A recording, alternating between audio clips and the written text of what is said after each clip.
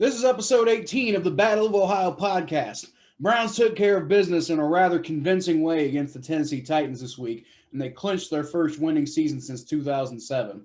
The Bengals almost kind of accidentally looked competent against the Miami Dolphins until the second half when they looked as bad as ever, and Brandon Allen didn't do shit. Thomas? Hey, man, look, he had a good first half. So did Baker Mayfield. He did better than Ryan Finley. Ultimately, though, the game was a wash, just like the whole season, to be completely honest with you. But that team in Pittsburgh is undefeated no more. You know why? Because the Steelers still suck. Still always will, always is, Losing to a 4-7 team. What a great undefeated late in the season. Exactly. A team that, by the way, the Bengals were ready to beat until Joe Burrow, his knee exploded. Like, the Bengals were on pace we're not going to talk about that until Burrow's knee exploded. In fact, we're not going to talk about that. Actually, I believe we actually kind of had a chance to still win that game even with well, no, not really, because Ryan Finley was playing, so there was really no chance. But you could tell the way we're not going to talk about it. That it would have. They really could have, and probably should have, and would have won that game if Joe Burrow was in. Pittsburgh, however, couldn't seem to figure out Alex Smith of all people. Yeah, Pittsburgh's trash. I'm not gonna say that. You got to realize though, Pittsburgh. Well, first of all, wait, hold on. Before we get into that, cue the music. Welcome to the Battle of Ohio podcast, where we follow the revival of the historic rivalry between the Cincinnati Bengals and the Cleveland Browns.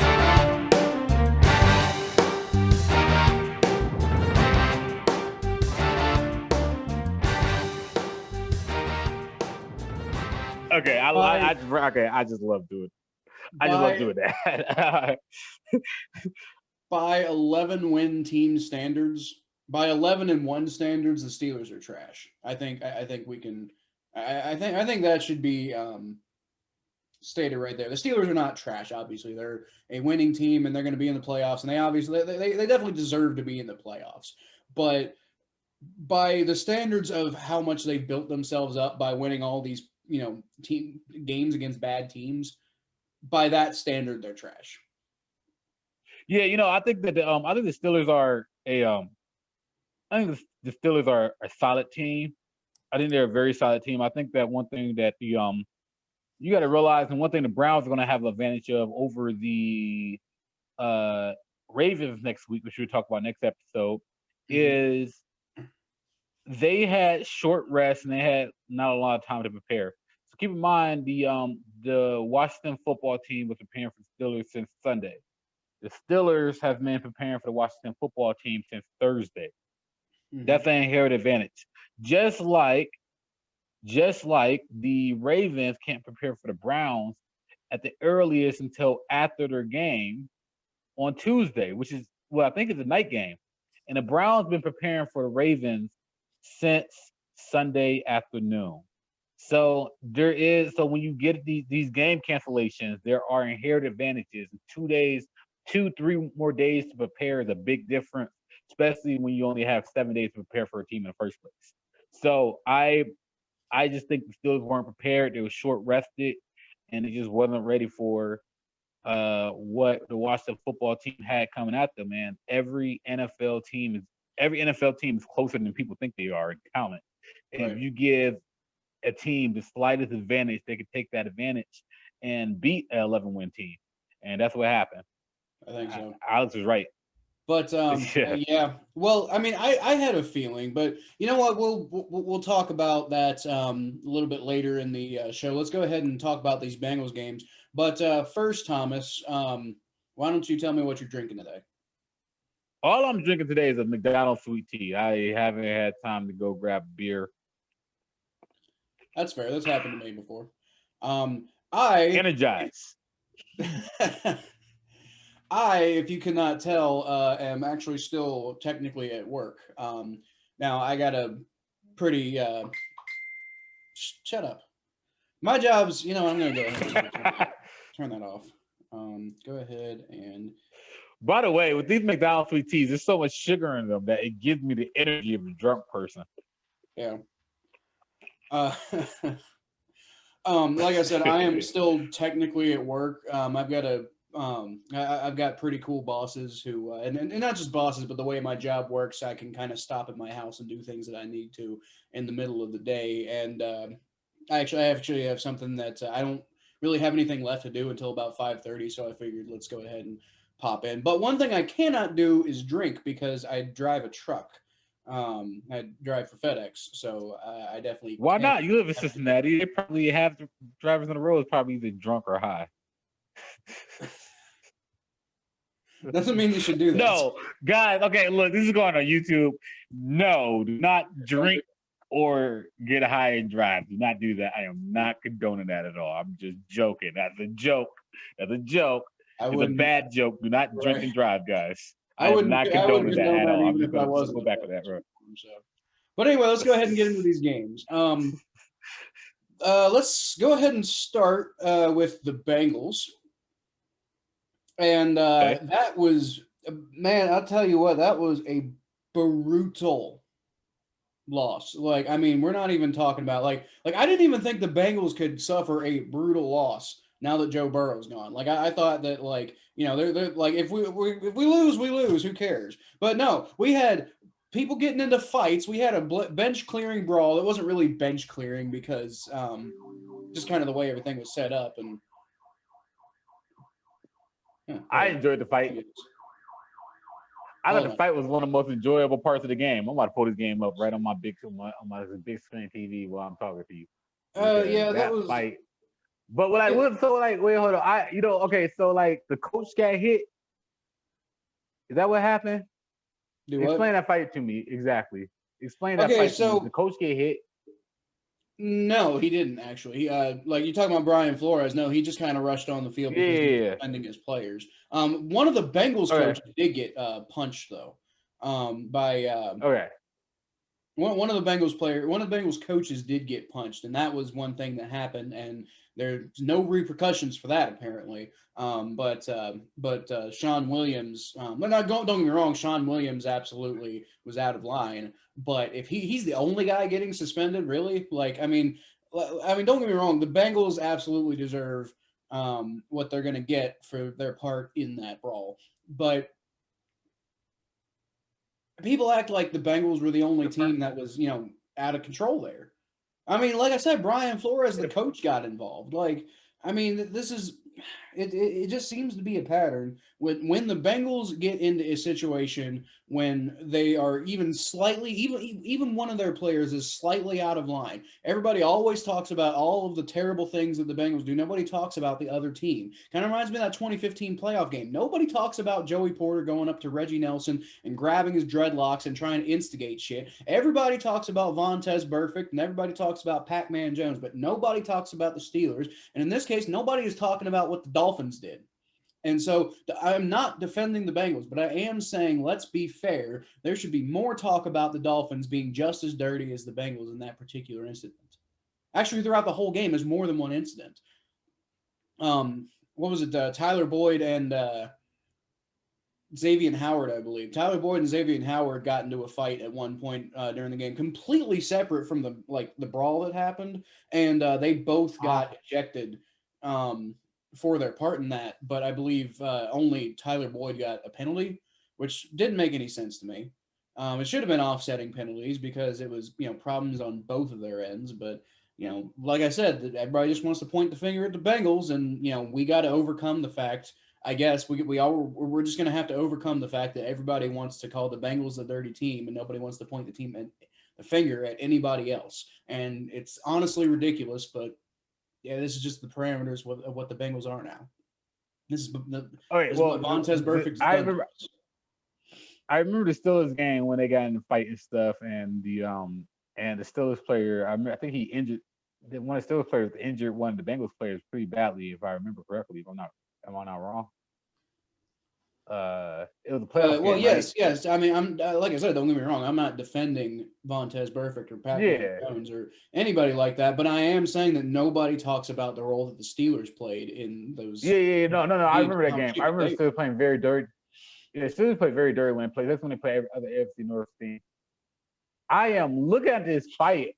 First of all, I'm watching it right now. First of all, just were. like man. Oh, But you know, like, but okay, so first, let me say this. I'm not gonna shit on the Bengals. You know, it's not shit on the Bengals hours, but I didn't see the full game originally. I seen the highlights obviously because I had to for the podcast. But the Browns game was going at the same time, so I didn't see the full game. But I do remember the part where what you see the casual NFL fan, what they're going to see is they're going to see the hit on the punt return, right? Bengals are down by 12 with the at the beginning of the fourth quarter, and they're punting and they injure the punt returner for the Dolphins. So the narrative is going to be the Bengals had a dirty hit which sparked the fight. That's what the narrative is going to be because that's what people are going to see.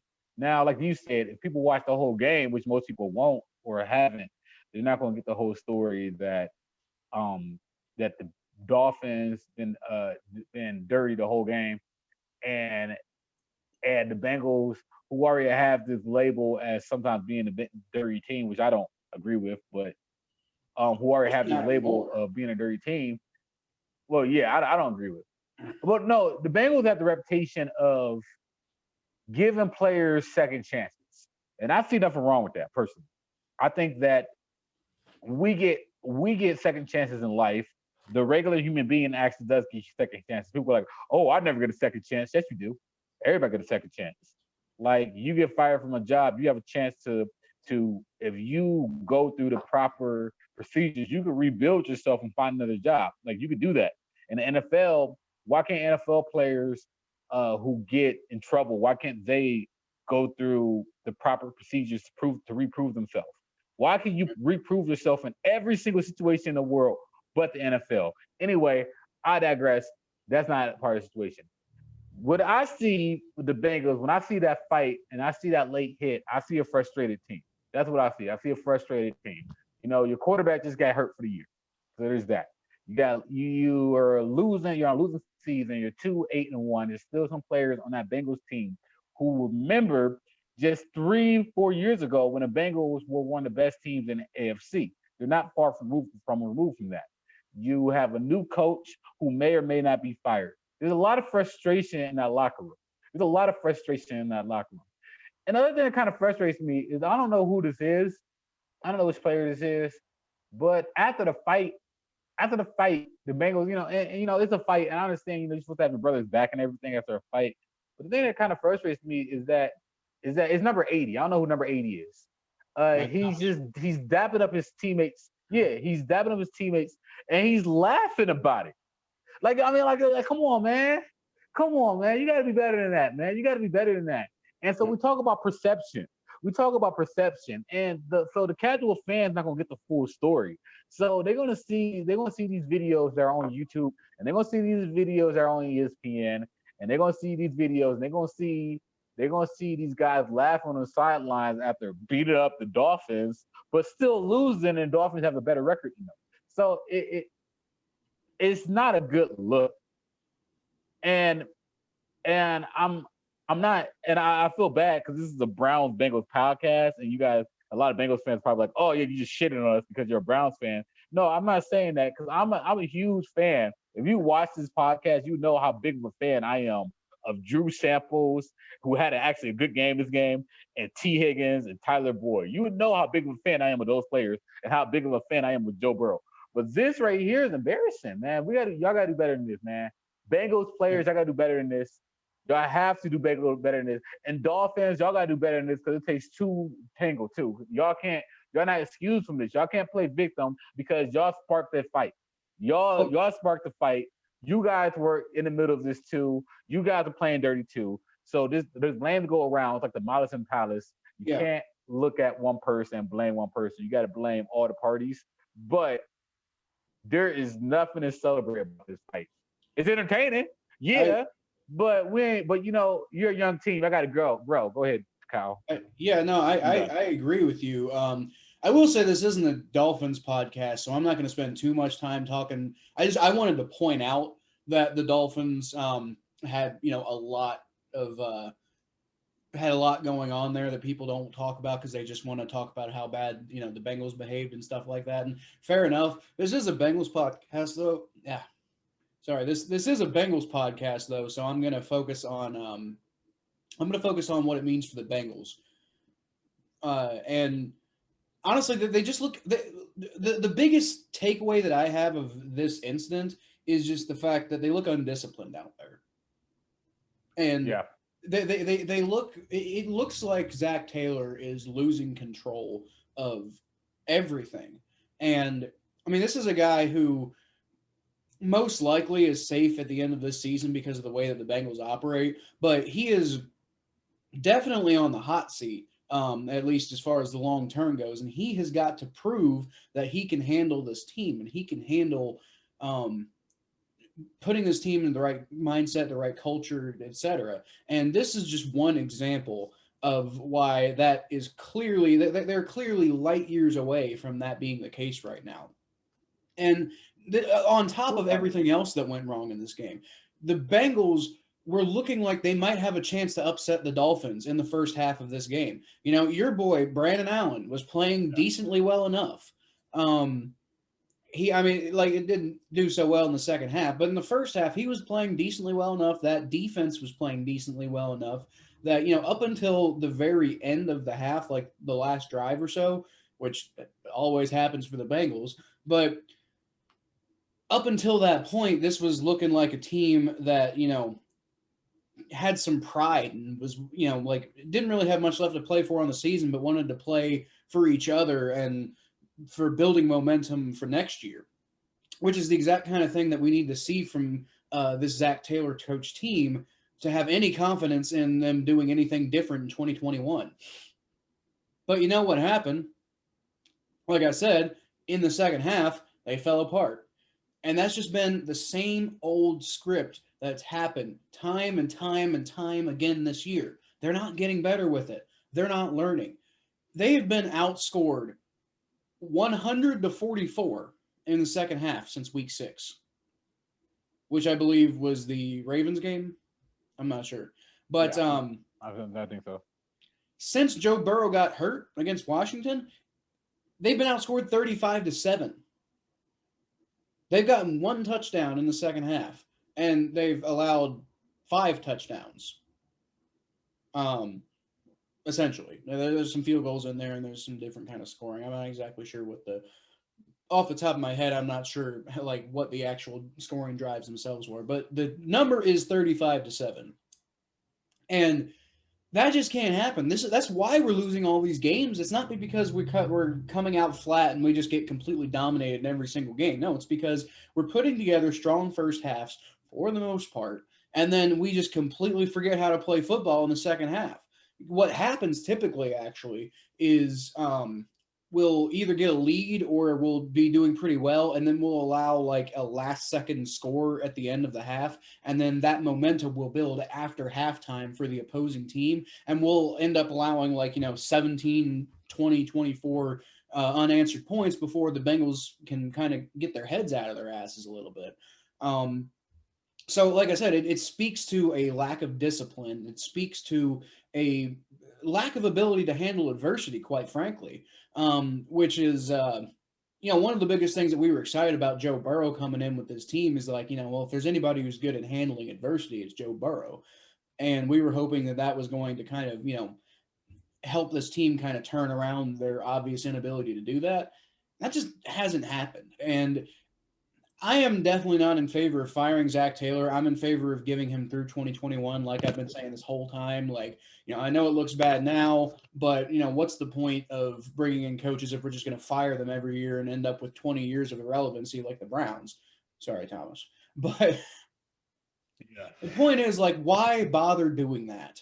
That, I mean, you're just going to set the team up for failure. That's going to probably ruin Joe Burrow as much as anything if you're constantly changing everything around and you're making it so that you can't build a team around him, because when you put people around him, you just fire people all the time because you're not. Now I do think it's probably time to try to go find a new defensive coordinator. The only thing about that is the only reason we hired Lou Anarumo in the first place is because we couldn't find anybody else. We had Jack Del Rio in the building. That was the guy who was supposed to be our defensive coordinator. And I guess the interview didn't go great, or he didn't believe in Zach Taylor, or I'm not sure what happened there. But Jack Del Rio said, no, thank you, after coming in the building and looking like he was going to be the guy. And then for weeks, we couldn't find anybody to come in and try to even interview for this defensive coordinator position. Nobody wanted to be our defensive coordinator, which fair enough. This defense is awful. But I mean, like Lou Anarumo, that literally took going out to Lou Anarumo and being like, hey, you've never been a defensive coordinator before. You're not really a very good coach, but hey, do you want a shot? That's what it took for us to get a defensive coordinator in the first place. And it might not be all that much better this time around because it doesn't really look like this team is going anywhere. So it's like, if we do fire Lou Anarumo, then what? Then what are we going to go do? We're going to go what are we going to promote one of the defensive assistants? That ain't going to be any better.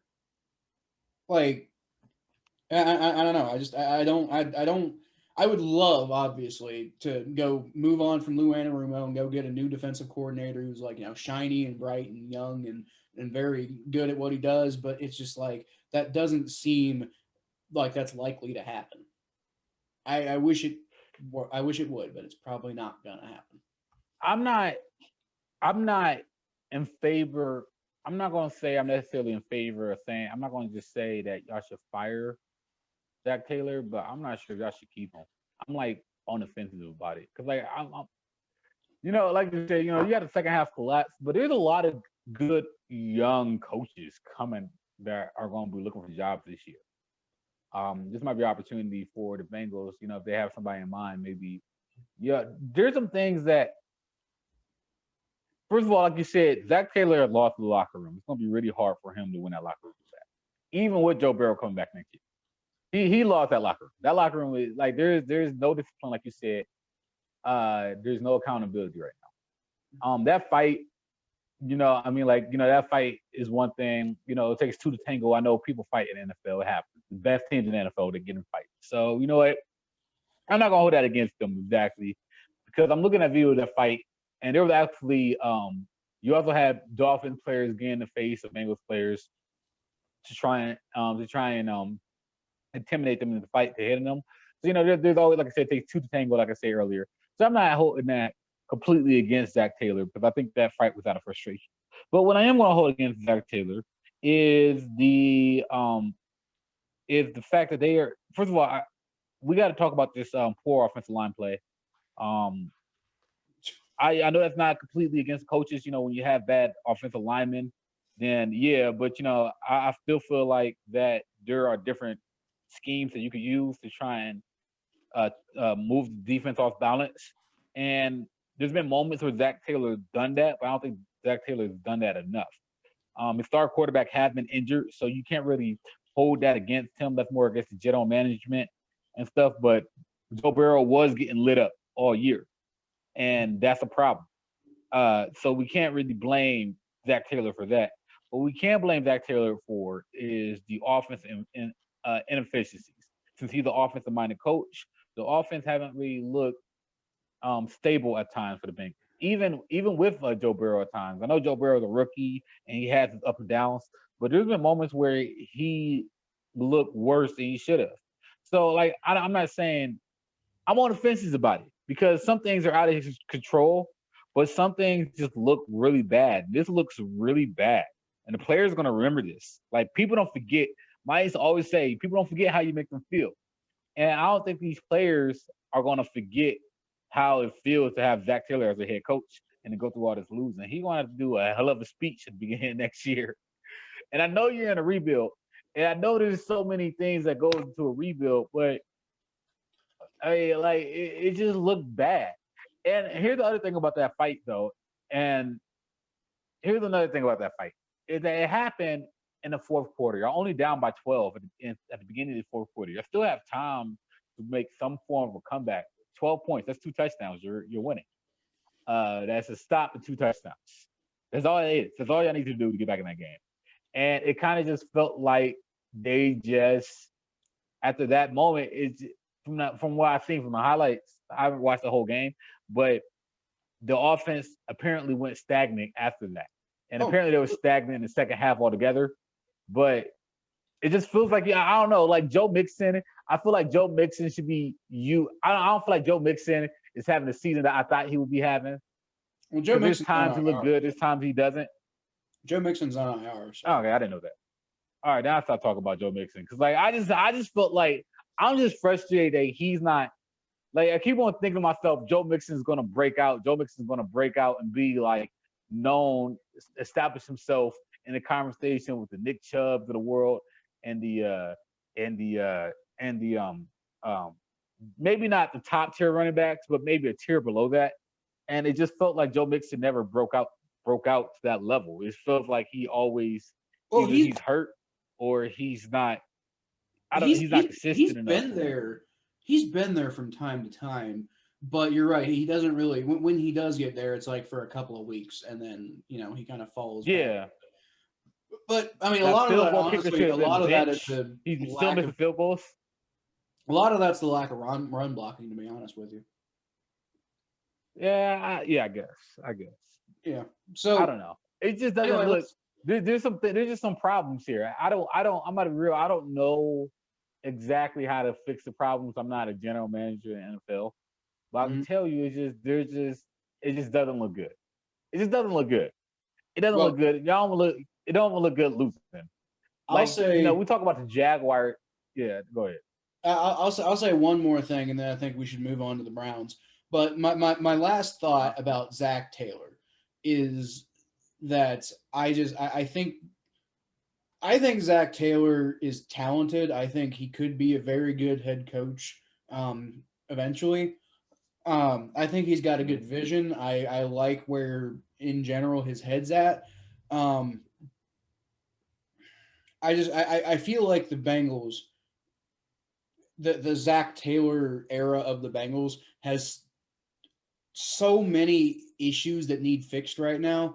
And I don't know if he's got what it takes to fix them in time. Like, you need to start winning pretty much now. If you don't start winning by the end of this year, like if you don't go at least rattle off a couple of wins at the end of this year, what are we even doing at this point? Because like I don't if you can't at least begin to fix some of these issues by the end of this year, why on earth do we think that we're going to have a chance to go on a run next year? Yeah. Like I don't know. Like I said, I think we should give Zach Taylor through 2021 just for the sake of it. But at the same time, I am really struggling to believe that he's going to get anything accomplished in 2021 because there's just too much that needs fixed that isn't getting fixed, and that hasn't been fixed so far. You've had all this time to fix it, and what have you got to show for it? Nothing's been fixed. There's been a couple of things that have been fixed here and there, but we got so much more that needs fixed before we're going to be like a playoff contender or go on a run or anything like that. And just the way I see it right now, I don't see that happening by the beginning of 2021. So it's going to be really, really insanely difficult for him to put together a campaign in 2021 that instills any confidence that he's got what it takes to bring this team a Super Bowl, which is the goal. It's not turn this team around and go back to where we're making the playoffs 5 straight years and losing in the first round, because like I'm telling Bengals fans all the time, like there's a bunch of Bengals fans who are in the, like, let's bring Marvin Lewis back camp, or like we should have never fired Marvin Lewis. And it's like, look, I don't want to go back to mediocrity just because we're in a bind right now. Like, just because we're terrible right now doesn't mean I want to go back to mediocrity. Like, if you're scared to fail, you're never going to succeed. The Bengals we're never going to succeed with Marvin Lewis. We figured that out probably by 2012, honestly. You could argue that we probably figured that out by 2009 when we, lost to the Jets in the playoffs. I would say this about Zach Taylor though. And this is how this is actually a really good time for the Bengals to get a new coach and a new general manager for that. That's probably not gonna happen, but this is a good time for the Bengals to get a new coach because you have a young, hot quarterback. Coaches are going to line up to coach Joe Burrow. Say if hypothetically, Joe Burrow have a similar season to Baker Mayfield last year, right? Then you're going to see the same conversations that we had all season with Baker Mayfield that we have with Joe Burrow. Is Joe Burrow really the franchise quarterback? Can he really rebound from that injury?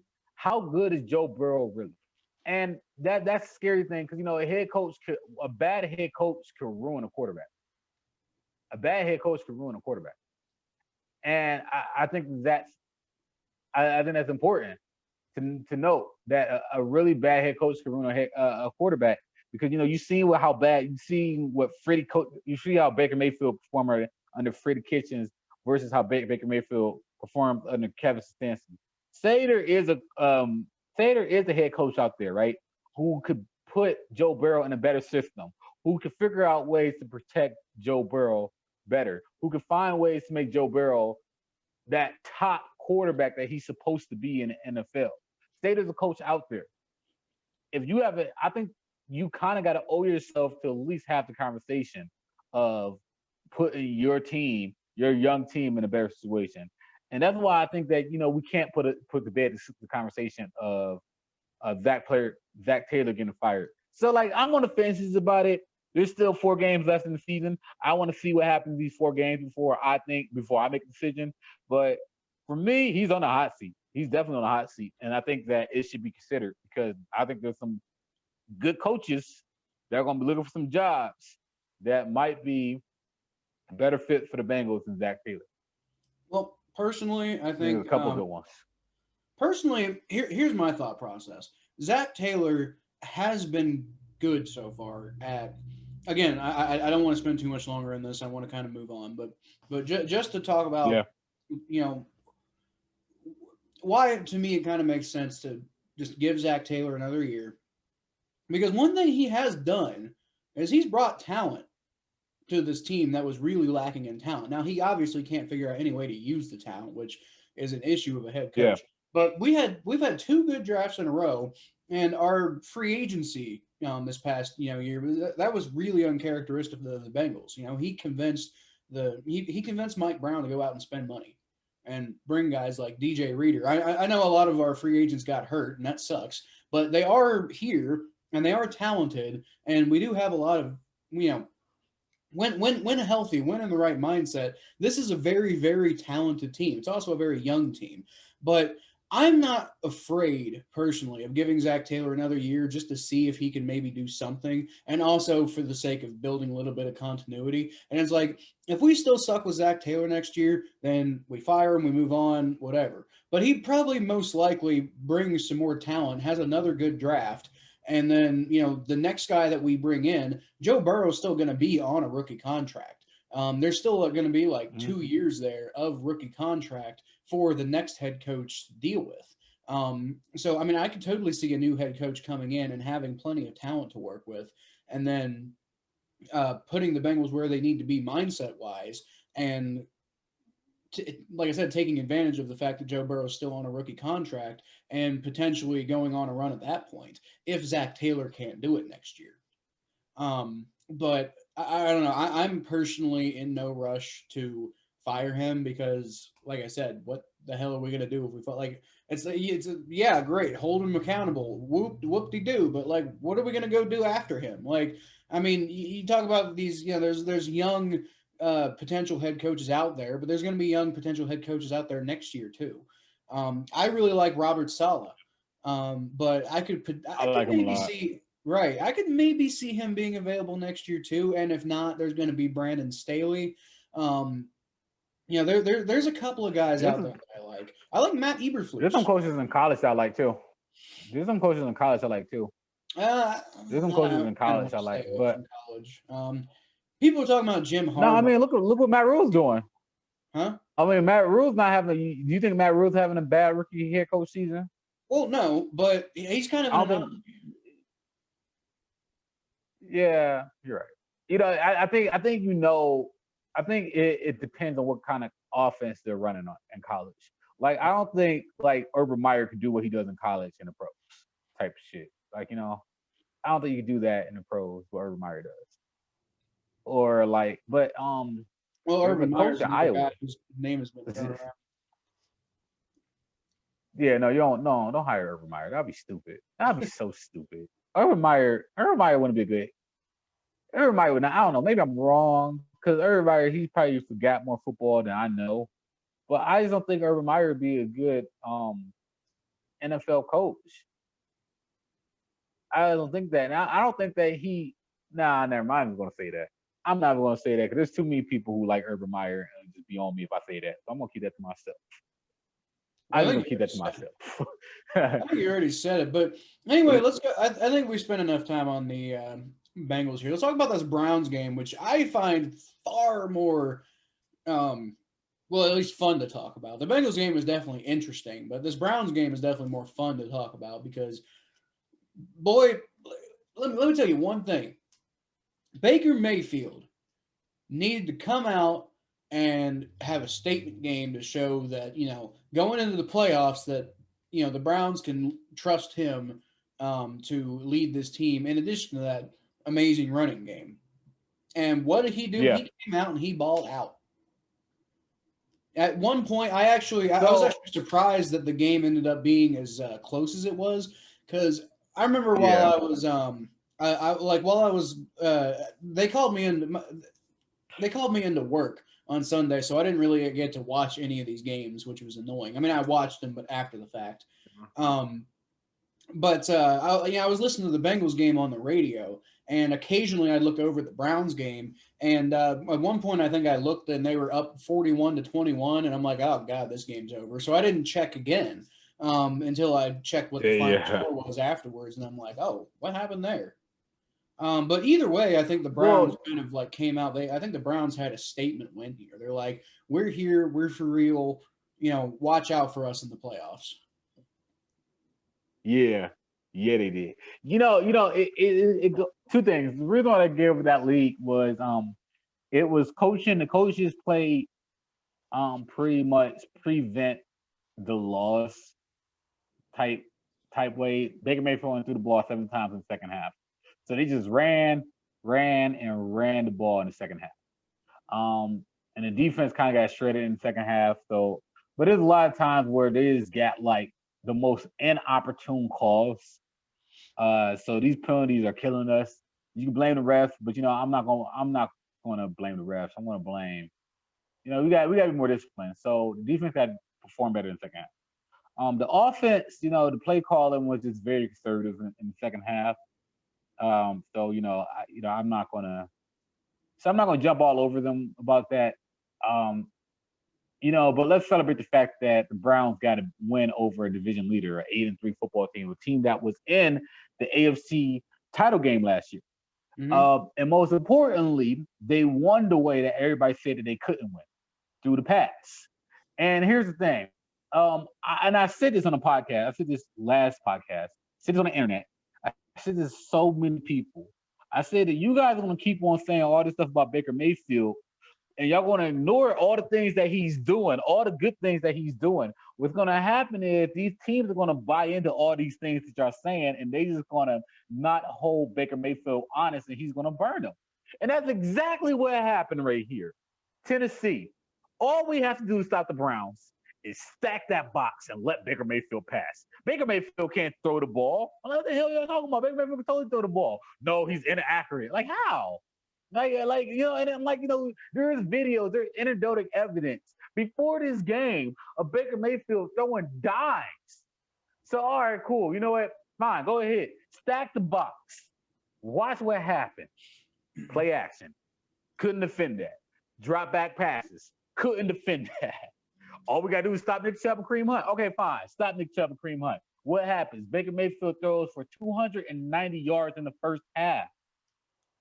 And this is what happens when you underestimate your opponent. This is what happens when you have all these armchair analysts on it out here saying this BS because of quarterback. It doesn't fit your narrative. This is what happens when you say, oh, the NFL is going towards running quarterback. Well, you still got to throw the ball. And this is what happens when you ignore the fact that people have talent. And when you ignore the talent in front of you, you get burned. And that's what happened on Sunday. People ignore every good thing that Baker Mayfield did. People ignore his inherent skills. People ignore his abilities. And he just burned y'all. And all y'all saying that we're not going to give Cleveland an apology, fine. Don't give them an apology. Give this team more of a reason to be motivated. Because the more y'all talk shit about them, the more motivated they become. Because it's Cleveland against the world. It's Ohio against the world. And the thing is that no matter what we do, we're always going to be the underdog in the eyes of the media because we are Cleveland, Ohio. And what the Browns did on Sunday was a statement win to the NFL, and the NFL is still not respecting us. So you know what? We're going to keep on coming until y'all respect us. We're going to keep on winning. And that's the way it should be. So keep on disrespecting us. Yeah. I'm sorry, that was more emotion than analysts. But you know, I mean, we got the W. My team's sitting 9-3 right now. Y'all still hating. So, but what Baker did do, and we talk about some of the things that Baker did do. I said earlier that Baker Mayfield is like a streaky shooter. When he gets hot, he is hot, and he was hot in that first half. He was just blazing hot. Some of the passes that he threw was just gorgeous. That touchdown that he threw to Higgins, Hollywood Higgins, was just gorgeous. That touchdown that he threw to the offensive lineman was great. Donovan Peoples-Jones did great. Those passes that Jarvis Landry caught, the routes that he ran, the schemes that Kevin Stefanski made, who should be in the conversation of Coach of the Year. That play that they run with Nick Chubb catching the ball off the play action is just on a screen play action is just beautiful. Like you know this coaching staff, and this is one of the reasons why I am thinking maybe the Cincinnati Bengals should possibly consider looking for a new coach. This coaching staff is night and day. You know, you have literally the same team. In fact, I will argue our defense this year is worse than our defense last year. It's way worse than the talent-wise. And look what they're doing. Look at the difference. Look at the difference. Look at what they're doing compared to last year. It's literally the same team, minus Odell Beckham. You know, and they got a better offensive line. That's the difference. But Baker Mayfield and what he's doing with this team, and Nick Chubb and Kevin Stefanski and what they got going here, they're going to be a scary team in the playoffs, man. They're going to be a scary team in the playoffs. And they have a chance to get within a game of Pittsburgh. So if Pittsburgh lose one more game, we could possibly win a division. So this is going to get interesting. This is going to get real interesting. This is, I think like Pittsburgh would have to lose two more games, right? No, the Browns play the Steelers, right? Okay. I see what you're saying. You know, we're 2 games back of them, right? So the Steelers lose one more game, right? They say they lose to the Bills. They're only a game behind the Browns, and the Browns still play them the last week of the season. So the Browns coming that week 17 game 12-3, and the Steelers are 13-3. I'm sorry, they'll be 13-2, right? Yeah, the Browns can hand them the third loss, and they'll be tied for that division league, and they'll be up tiebreakers. That's a situation the Browns could really put themselves in. And I like that situation a lot. Don't forget that the Steelers still have to play the Colts, and I think that they play the Bills this week, and they also have the Colts on their schedule. Yep. So I mean, So like we've been saying all year, this is not the world-beating Steelers team that everybody thinks it is. This is a Steelers team that has struggled against bad teams all year, and the only real blowouts they've had were against my team. And against your team before your team really kind of found your feet. I personally, I would be shocked if the Steelers finished 15-1. I would have been absolutely dumbfounded if they had finished 16-0. But even 15-1 or even 14-2, it doesn't seem super likely. You know, they got I could even see the Steelers honestly finishing 12-4. I wouldn't even be shocked can I? to see them finish 11-5. I'd be kind of surprised. Well, no, wait, no. They play the Bengals. Yeah, I'd be shocked to see them finish 11-5. But 12-4, I wouldn't be that surprised. Okay, I'm just going to interrupt a little off topic. There's been breaking news here on the Battle of Ohio podcast. What's up? As of this video, Carson Wentz has been benched Officially? for next game. Huh. Yes. Oh. Jalen Hurts is going to be your quarterback. Suck it, you trash ass Carson Wentz. I was just 1 week. I was 1 week short. I was 1 week short. I was 1 week. Man, my hot take was 1 week short. I was just 1 week. I said that this is going to be. I said this is going to be his last game starting. I was 1 week short, guys. I was 1 week short. That was his second to last game. We all knew it was coming, man. We all knew it was coming. Like we all. All right, I'm sorry. Go back to the Steelers being trash. No, that's second Carson, you trash. We can talk about that more when we do the predictions episode. But yeah, that's no, I didn't know about that. That's interesting. They're going to finally get to see what Jalen Hurts is made of for a whole game. And Jalen Hurts looked pretty good in college, and he's looked pretty good here and there when he's actually had an opportunity. So I don't know. I wouldn't be shocked to see Jalen Hurts like take Carson Wentz's job and keep it at this point. Partially because Wentz is trash. I mean, if Hurts leads the Eagles to the playoffs, which isn't out of the realm of possibility, considering they're only 2 games back. They're only 2 games back. They're only a game and a half back, really. In the NFC, in the NFC East. Yeah. Man, dude. Like after taking down the Oklahoma Steelers, produced. After that comeback he had, and after taking down the Steelers, I think if Alex Smith doesn't lead the Washington football team to a division title this year, then it's a travesty. I got faith in Jalen Hurts because he's a Lincoln Riley quarterback, and I think that's going to be a statement that we're going to hear a lot in the future. Like look at 2 other Lincoln Riley quarterbacks in the NFL right now: Kyler Murray and Baker Mayfield. Now Kyler Murray, he's having his up and downs, but I mean, like so is Baker Mayfield. Yeah, they do. But they're young quarterbacks, but they both have promising young careers. So they both have like if you look at Baker Mayfield and Kyler Murray's statistics compared to 99% of young quarterbacks who come in this league, it is far and beyond better than 99% of young quarterbacks coming in the league. Like you gotta find a top of the top to Baker Mayfield first 3 seasons are comparable to Andrew Luck and Peyton Manning. And Kyler Murray's having a very explosive second year, and he had a pretty solid first year. If Jalen Hurts come in here the last couple of weeks, but he bad the last couple of weeks. I actually benched him in fantasy for Derek Carr.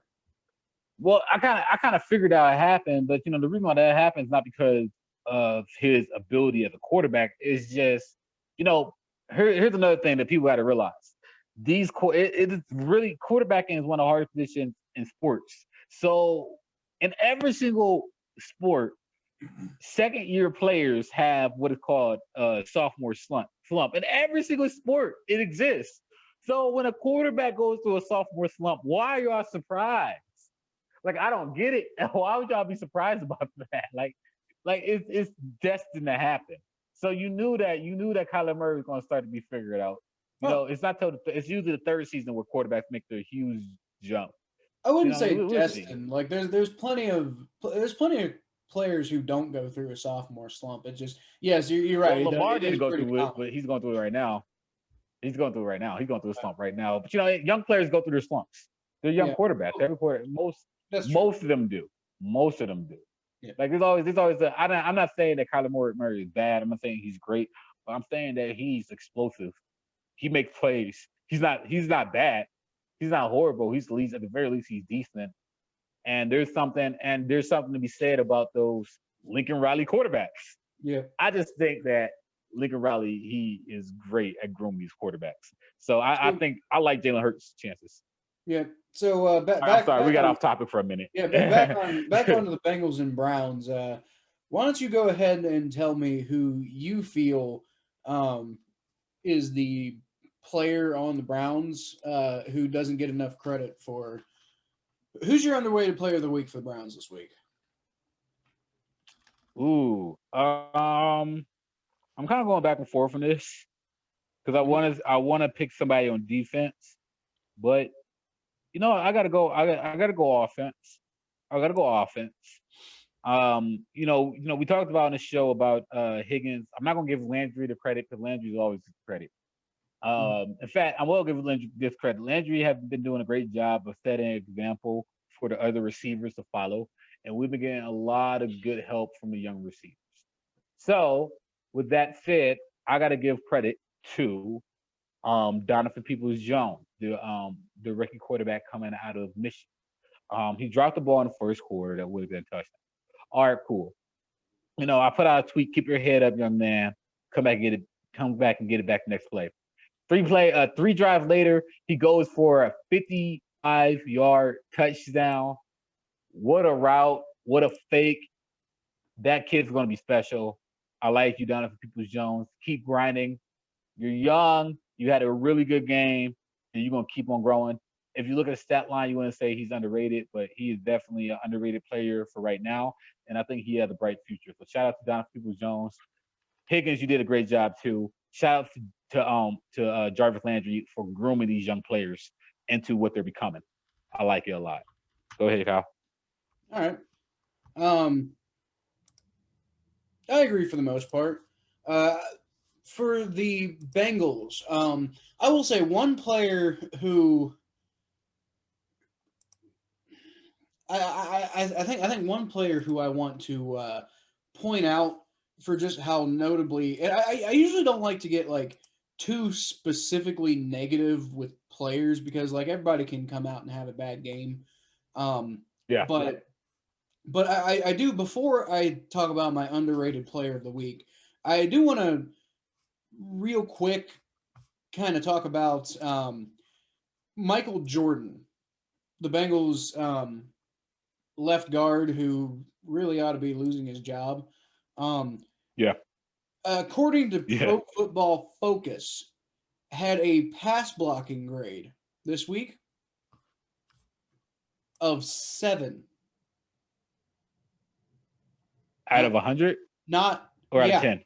7 out of 100. 7 out of 100. You sure it's not out of 10? You sure it's not 7 out of 10? It was actually. I apologize. Let me rephrase. It was 7.1. You sure it wasn't out of 10? No, out of 100. These are the PFF grades. 7.1 out of 100. Out of 10? No. You sure it's not 7 out of 10? Well, you know what? Sure. Just by comparison, Jonah Williams, who actually got hurt in the game, which was unfortunate, but Jonah Williams had an 83.2. So if he had an 83.2 out of 10, then, we just need to go ahead and, pay him Patrick Mahomes money right now. Can you imagine? Wait, hold on. You got a 7 out of 100? Did you even study, bro? Did you even study? I don't even understand. Put your name on a paper? And he had 46 total snaps too. He started the vast majority of the game. I don't understand what we're doing here. I think Xavier Su'a-Filo came in and got 6 snaps. Did you take a nap, bro? Almost the entire game was Michael Jordan, and he had a pass blocking grade of 7. What are you even doing? I would probably get a pass blocking grade of I don't know, probably 0. But point being that how do you grade that bad as a pass blocker? Especially when that's your job. How do you grade that bad as a pass blocker? And that's your whole job, the whole reason you're in the NFL. By comparison, Bobby Hart had a pass blocking grade of 39.9, which that's really bad, right? That is really bad. That is bad, but a 7.1. What are you doing? Oh my god. And again, I want to emphasize it wasn't his fault, but this is the same guy who was blocking the guy on the play where Joe Burrow got hurt, and he takes a lot of undeserved flack for that. But 7? In high school, I took AP biology, and on the first test, I got a 35. You know what I did? I was like, put me in regular biology. Put me in that college prep class. I'm not getting AP credit in this. You know, you got a 7, bro. It's time for you to drop down to college prep. When I was a senior it's time for you to drop out of Remedia. When I was a senior in high school, I took an AP class for calculus, and about 4 or 5 weeks into the class, I realized I don't like this and I don't want to do it. And I already got my acceptance letter to OU, and it wasn't really doing anything for me anymore. So I literally just stopped doing work in that class. I literally just like came to class, hung out. I tried not to distract people while if they were actually trying to pay attention, but I'd be on like my phone or something. Like I refused to do any work, and my teacher was constantly like, "Are you gonna even try?" And I'm like, "No, not really." And you know what grade I ended up with in that class? What? A 24. Was it better than 24%? That's 3 times better than what Michael Jordan plus got. More. That's not 3 times plus 3. Almost 3 times better than what Michael Jordan graded out as a pass blocker. And he, as a run blocker, by the way, he graded a 64.4, which is pretty decent. So his overall grade was 47, but that's just because he was pretty good as a run blocker. But as a pass blocker, man, like, oh my god. Anyway, I don't want to spend too much. I already spent too much time on that. My underrated player of the week is Von Bell. The Bengals. He's kind of like a rotational safety, not really quite a backup, but he's been getting a lot of flack for not really being on the receiving end of a lot of really bad plays this year, particularly when it comes to pass coverage. He's been taking a lot of flack, and he's one of those Bengals free agent signings who people are saying maybe he wasn't that great. But this week, you want to talk about somebody still stuck who on 7. Do what? I said I'm still stuck on 7. Yeah, 7. Von Bell's grade this week was not 7, however. It was actually 71.5, and actually as a run defender, he graded 84.1. I think that was the second best run defense grade on the team behind only Jesse Bates. And we all know how much praise Jesse Bates gets for basically every single game he plays in. So I don't think he needs an award like this to remind everybody how good he was. But Von Bell recovered a fumble, pretty key fumble that obviously didn't end up making a difference in the game. But he got back to the quarterback. He recorded a quarterback hit this week. 6 total tackles, and like I said, a 84.1 grade in run defense. So he was actually graded to 81.7 as a tackler. So I mean, this guy was, back there. He was making plays. He was, part of the reason why the Bengals defense actually didn't look too bad this week.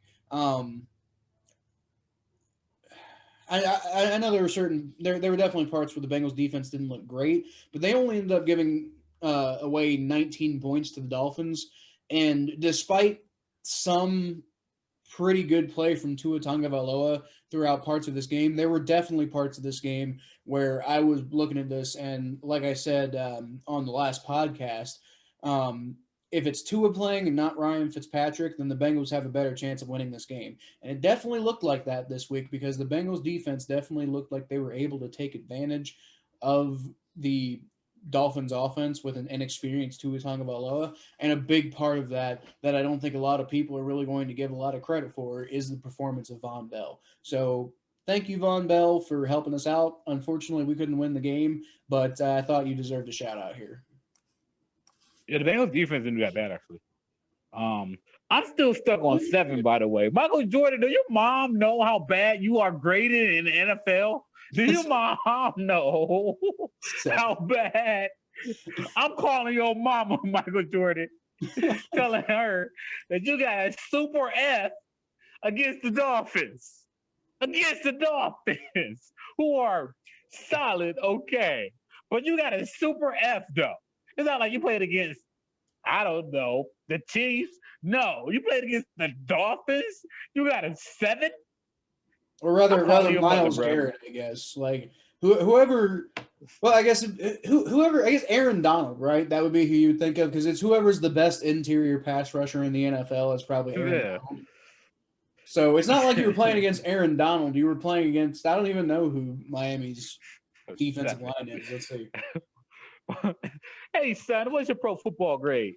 7. Ooh, you ain't getting that PlayStation 5 for Christmas anymore. You ain't getting that PlayStation 5 for Christmas, Michael Jordan, until your grades come up. So not till your grades come up. Okay, so the Dolphins' defensive line starters are Christian Wilkins, Raekwon Davis, and Emmanuel Ogbah. Not too bad. Yeah, Emmanuel Ogbah's not bad. Yeah, Emmanuel Ogbah has actually been doing pretty good this year, but he's a wing player. It's Raekwon Davis, I think, was the main one who Michael Jordan was going up against this week. And again, he's good, but he ain't that damn good that you should be scoring no damn 7. Let's move on. Let's go ahead and talk about the rest of the AFC North. The Ravens have not played yet. The Ravens play tonight, actually. Recording this on Tuesday. The Ravens play tonight, and we may or may not know the score of the game by the time we do the predictions recap tonight. But we definitely don't know what's going on with that game right now because obviously it hasn't been played yet. Not really going to make much of a difference because I mean, it wasn't going to make much of a difference anyway, but I believe the Colts won. So the Colts are now 8-4, so it doesn't really matter too much what the Ravens do this week. I mean, it could help them going forward, but the Ravens need help to get back in the playoffs, and they didn't get it this week. So this Cowboys game isn't going to feel like it means a whole lot. I mean, they'll probably win, but it ain't going to make that much of a difference. The Steelers, on the other hand, again, it didn't really functionally make a lot of difference, but they lost. They ain't undefeated no more, and they lost to a 4-7 team. Now 5-7, but you know what I mean. Pittsburgh. Suck it, Pittsburgh. Suck it. They are. It's funny. It's great. They are still the number 1 seed in the AFC, which notably is the only bye week that exists in the playoffs this year. And that's mainly because the Chiefs' one loss comes against an AFC opponent, and the Steelers' one loss comes against an NFC opponent. So that's what the tiebreaker is right now. Interesting. Yeah, so I don't know how that's going to play out the rest of the season. But let's see. The Steelers play the Bills next week, which is an AFC team. The Bengals, the Colts, and the Browns. The Chiefs play the Dolphins, the Saints,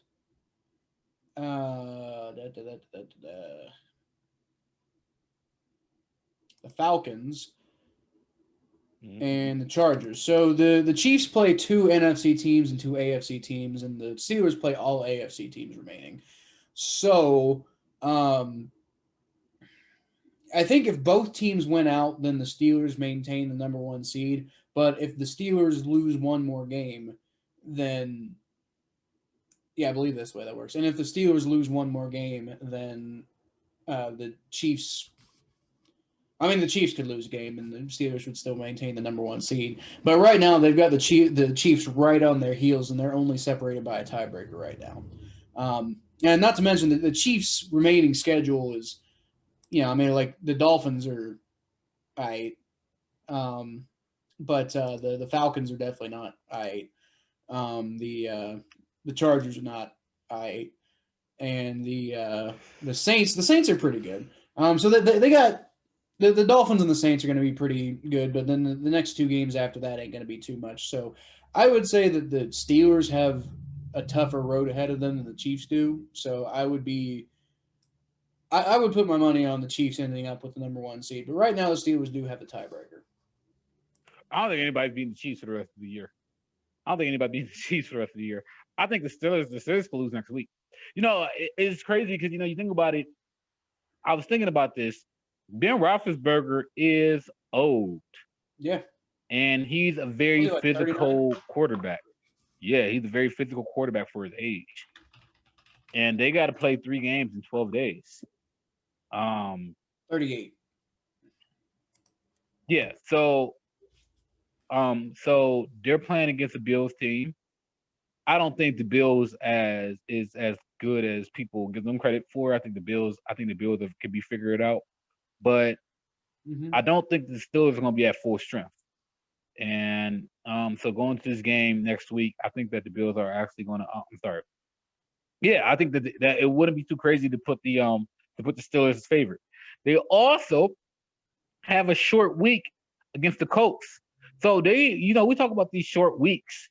The Steelers have a their schedule does not do them any favors.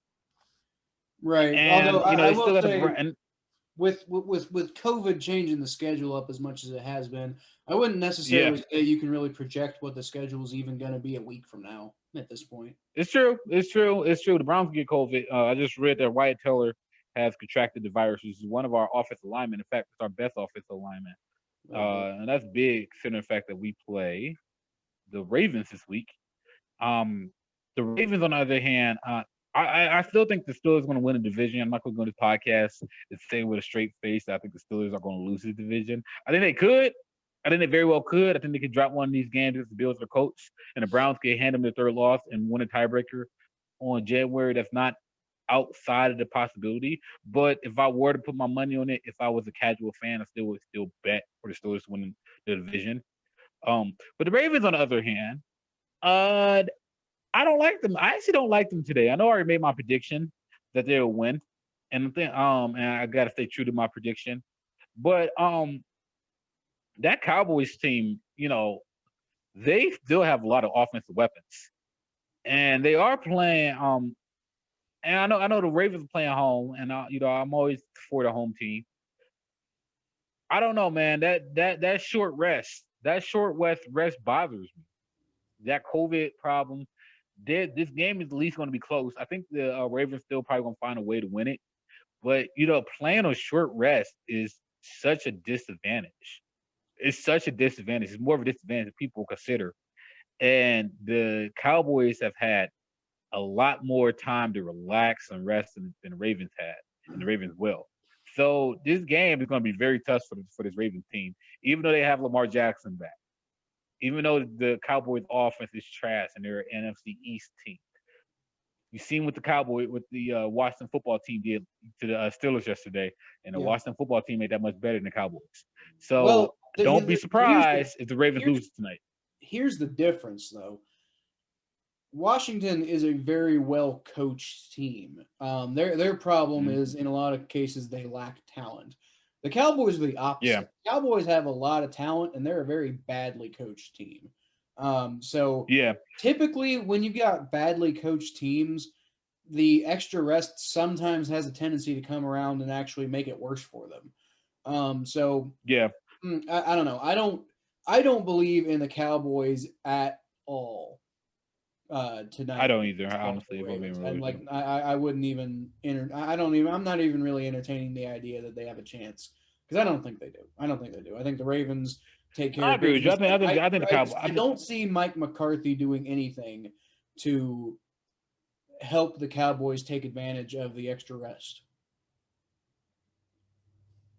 I think the Cowboys. I think the Ravens still win tonight, though. I agree with you. The Ravens still going to win this game tonight.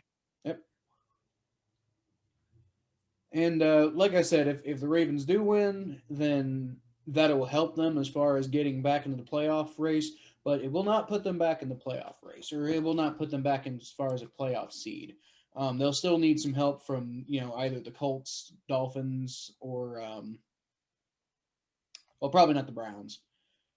It would be pretty crazy to me right now if the Ravens made the playoffs and the Browns didn't. It is still possible. It is. You guys haven't clinched the playoffs yet, but we still got the Jets and the I Giants. could be wrong. If you guys win this week, are you clinched? Probably. Because okay, so we need some help, but probably I think after because we play on Monday, I think by the game.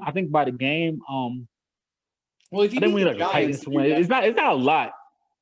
We play the Giants and the Jets still, but I think that by the time the game starts Monday, the narrative will be the Browns win today. They will clinch the playoffs for the first time since 2001. I think that's going to be the narrative of the game by the start of the game. I think that it's going to be, and I think a lot of people are gearing up for that. That's why ticket prices are soaring up right now. Mm-hmm. I was considering going to the game, but I don't think I will anymore because I think I should probably save for a possible playoff trip.